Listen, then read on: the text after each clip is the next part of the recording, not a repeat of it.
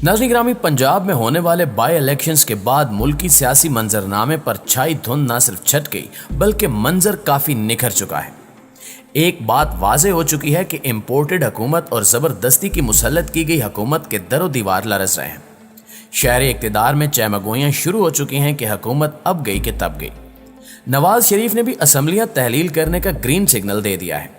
साबिक सदर आसिफ अली जरदारी, साबिक वज़ीर-ए-आज़म नवाज शरीफ और साबिक अपोजिशन लीडर मौलाना फजलुर रहमान के दरमियान भी टेलीफोनिक राब्ता हुआ, जिसमें असम्बलियाँ तहलील करने और नए इंतखाबात से मुतल्लिक अमूर पर तफसीली बातचीत की गई।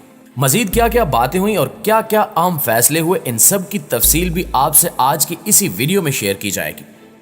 रजीम चेंज ऑपरेशन मुकम्मल तौर पर ना सिर्फ नाकाम हो चुका है बल्कि इसमें सहूलतकार बनने वाले या खुद को न्यूट्रल कहने वाले भी खुल्लम खुल्ला एतराफ़ कर रहे हैं कि हमसे गलती हो गई। जैसे ही पंजाब के ज़िमनी इंतखाबात के नताइज आए, इसके साथ ही पाकिस्तानी सियासत में एक बार फिर साबिक DG ISI जनरल फैज़ हमीद की एंट्री हो चुकी है। जनरल फैज़ हमीद की एंट्री इस वक्त मुल्की सियासत में किसने कराई, ये इंतहाई हैरानकुन और चौंका देने वाला इंकिशाफ है। जो लोग कल तक इमरान खान को इदारों की इज्जत, तकरीम और वकार के एहतराम का दर्स बल्कि भाषण दिया करते थे, उन्होंने खुद अब पाक फौज की क़यादत को अवामी कटहरे में ला खड़ा किया है। इमरान खान अगर न्यूट्रल से मुल्क की खातिर पाकिस्तान की खुद मुख्तारी, कौमी गैरत और सालमियत की खातिर शिकवा करता था तो इनके पेट में मरोड़ उठते थे कि कप्तान ये बात क्यों कर रहा है। सिसिलियन माफिया और गॉड फादर के दरबारी हवारी और तर्जुमान 2.5 गज लंबी जुबान बाहर निकालकर इमरान खान के खिलाफ जहर उगला करते थे कि ये इदारों के खिलाफ फर्जा सराई कर रहा है। लेकिन अब खुद मुस्लिम लीग नून, जो एस्टैब्लिशमेंट की खुद साख्ता तर्जुमान बनी हुई थी, इसके अपने लोग फैसला साजों पर चढ़ दौड़े हैं और बेबुनियाद इल्जामात लगाए जा रहे हैं। इसके अलावा मुस्लिम लीग नून की नायब सदर मरियम नवाज ने पाकिस्तान तहरीक-ए-इंसाफ और इमरान खान के लिए खतरे की घंटी भी बजा दी है। उन्होंने ढके छुपे लफ्जों में इमरान खान को एक धमकी आमेज पैगाम दिया है कि पंजाब के ज़िमनी इंतखाबात में PTI की कामयाबी महज एक ट्रेलर है और पिक्चर अभी बाकी है। कप्तान ने पहले ही इनके मुमकिन रिएक्शन से निपटने के लिए अपना एक्शन प्लान और प्लान B तैयार कर लिया है, क्योंकि जहां से इनकी सोच खत्म होती है वहां से खान सोचना शुरू करता है। पहले इमरान खान को ताना दिया जाता था कि इन्हें सियासत नहीं आती, लेकिन खान ने जिस जबरदस्त तरीके से ऑपरेशन रजीम चेंज के बाद चौमुखी लड़ाई लड़ी और इंतहाई खूबसूरती से एक एक करके अपने कार्ड शो किए, इस पर वो जबरदस्त खिराज तहसीन के मुस्तहिक है। नाज़रीन गिरामी, अंदरूनी खबरों और तज्जियों की सबसे पहले वीडियोस देखने के लिए सबसे पहले खोजी TV सर्च किया करें, क्योंकि खोजी की टीम सबसे पहले खोज लगाती है। दोस्तों, पंजाब के इंतखाबी नताइज आने के बाद तारीख में पहली मर्तबा देखने को मिला है कि जीतने वाली जमात शोर मचा रही है कि इंतखाबात में धांधली हुई और चीफ इलेक्शन कमिश्नर इंतहाई मुतासिब और जानिबदार शख्स हैं। अतवार को होने वाले इलेक्शन में पाकिस्तान तहरीक-ए-इंसाफ 15 सीटें जीतने में कामयाब हुई। अगर इलेक्शन शफाफ होते तो PTI 18 नशिस्तें बासानी जीत सकती थी, लेकिन ECP ने मुस्लिम लीग नून का पूरा साथ निभाया, जिसके बायस इंपोर्टेड टब्बर 4 नशिस्तें जीतने में कामयाब हो सका। अब मरियम नवाज ने अपने बयान में PTI के लिए खतरे की घंटी बजा दी है। इंतखाबी नताइज के बाद से ही सोशल मीडिया पर नून लीग की जानिब से शिकस्त तस्लीम कर लेने के ऐलान पर ना सिर्फ अफवाहें गर्दिश कर रही थी बल्कि सवालात भी उठाए जा रहे थे। PTI सपोर्टर्स भी हैरान और परेशान थे कि आखिर अचानक मुस्लिम लीग नून कैसे इतनी जल्दी हार मानने पर आमादा हो गई। लेकिन मरियम नवाज की जानिब से दागे जाने वाले ट्वीट के बाद बिल्ली थैले से बाहर आ गई। मुस्लिम लीग नून की नायब सदर मरियम नवाज ने ट्विटर पर अपने रद्द अमल में कहा कि PTI अपनी ही 20 सीटों में से 5 हार जाने पर ज्यादा ज़ौम में ना आए।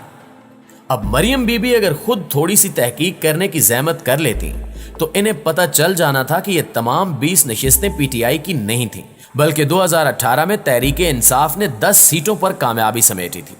बाकी 10 आज़ाद अरकान थे जिन्होंने कामयाबी के बाद PTI ज्वाइन की थी। मरियम नवाज ने कहा कि इमरान खान दरअसल इसलिए चीफ इलेक्शन कमिश्नर को निशाना बना रहे हैं क्योंकि इन्हें फायरिंग फंडिंग केस के फैसले का खौफ है। PTI क़यादत को मालूम है कि इस केस में इनके खिलाफ नाकाबिल तरदीद शवाहिद सामने आ चुके हैं, लिहाजा इलेक्शन कमीशन जल्द फैसला सुनाए। ये मरियम बीबी का इलेक्शन कमीशन से मुतालबा कम और हिदायत बल्कि हुक्मनामा ज्यादा मालूम होता है।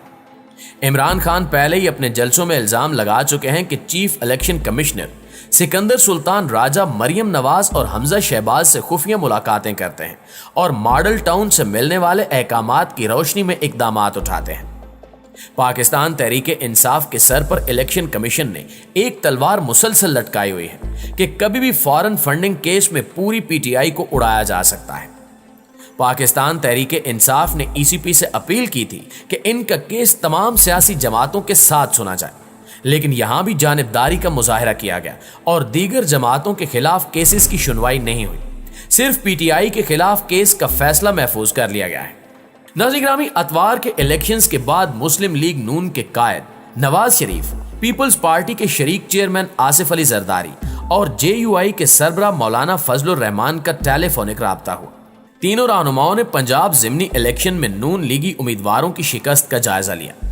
پنجاب اور مرکز میں آئندہ حکمت عملی پر بھی تبادلہ خیال کیا گیا۔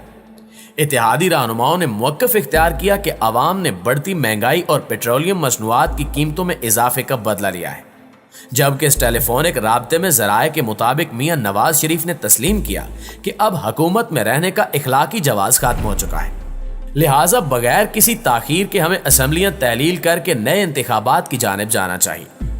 نواز شریف نے کہا کہ وہ تو شروع دن سے ہی حکومت لینے کے حق میں نہیں تھے، اب دیکھنا یہ ہے کہ یہ ٹبر کب نئے الیکشنز کے انعقاد کا اعلان کرتا ہے۔ دوستو، ایک اہم ڈیولپمنٹ بھی آپ سے شیئر کرتے چلیں کہ مسلم لیگ نون کے جاوید لطیف نے ایک بار پھر نیا شوشہ چھوڑ دیا ہے۔ وہ پھر سے کور کمانڈر پشاور اور سابق D G I S I general Faiz Hamid کو سیاست میں گھسیٹ کر لے آئے ہیں۔ جاوید لطیف کا کہنا تھا کہ جو لوگ ہمیں یہ کہہ کر ڈراتے تھے اور دباؤ میں لاتے تھے کہ اگر فوری طور پر عدم اعتماد کی تحریک پیش کر کے حکومت میں نہ آئے تو فلاں آ جائے گا، مگر ہم نے اس وقت بھی کسی قسم کا نوٹس لیا تھا اور نہ ہی خیال تھا، بلکہ ہم اتحادی جماعتوں کے پابند تھے۔ اب انہوں نے نام تو استعمال نہیں کیا، مگر سب جانتے ہیں کہ فلاں سے ان کی کیا مراد ہے اور وہ کسے مخاطب کر رہے ہیں۔ عمران خان سے جب بھی جنرل فیض حمید سے متعلق سوال ہوا، انہوں نے کہا کہ کبھی اس متعلق سوچا ہی نہیں تھا، کیونکہ جو تعیناتی یا تقرری نومبر میں ہونی ہے اس سے متعلق ابھی سے سوچنے کا کیا فائدہ تھا۔ لیکن پی ٹی ایم کی جانب سے مسلسل جنرل فیض حمید کو سیاست میں گھسیٹنے اور ان کا نام خراب کرنے کی سازش کی جا رہی ہے۔ کبھی من پسند صحافی سے سوال کروا کر کھڈے لائن لگانے والی بات کی جاتی ہے، تو کبھی جنرل فیض حمید کی واپسی کی افواہیں پھیلائی جاتی ہیں، لیکن افواج پاکستان کو سیاست میں گھسیٹنے کی کوشش کرنے والے ہمیشہ کی طرح ناکام ہوں گے اور نیوٹرل رہتے ہوئے اپنا آئینی فریضہ سر انجام دیتے رہیں گے۔ اللہ تعالیٰ پاکستان کا حامی و ناصر ہو۔ اگلی ویڈیو تک اپنا ڈھیر سارا خیال رکھیے گا۔ اللہ نگہبان۔